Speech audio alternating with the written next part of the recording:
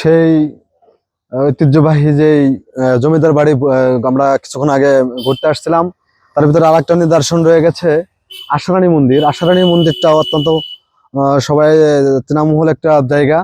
আশারানী মন্দিরটাও বাঁশখালী সংলগ্ন সালতাদিন থানাধীনের অবস্থিত।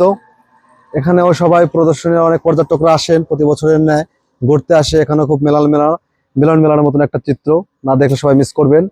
আপনারা চলে আসুন। রাধা গোবিন্দ সত্যজিৎ সেবা সংঘ একটা সংস্থা আছে, একটা বিল্ডিং আমরা দেখতে পাচ্ছি পুরাতন। এটাও 200 বছরের পূর্বের বিল্ডিং, এখন অক্ষত অবস্থায় আছে।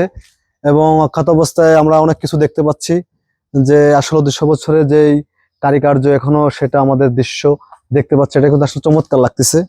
আপনাদেরকে সকলকে আমি বলবো যে আসলে জীবনে বাঁচতে গেলে অনেক সময় আনন্দ উদ্দীপনার প্রয়োজন আছে।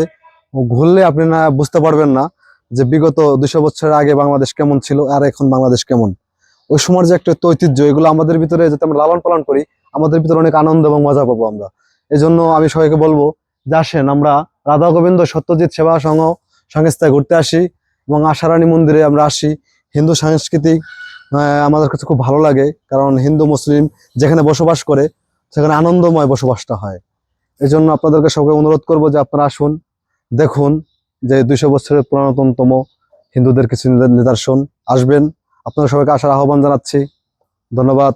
আবারও দেখা হবে নতুন নতুন কিছু ভিডিও নিয়ে, এবং নতুন কিছু ভিডিও আপনারা আমার ইউটিউব চ্যানেল জার্নালিস্ট রহমত মিয়া চ্যানেল সাবস্ক্রাইব করবেন। বিশেষভাবে আপনারা অনুরোধ করছি, আপনারা আরো সুন্দর সুন্দর আপনাদের জিনিস আমি দেখাইতে পারবো।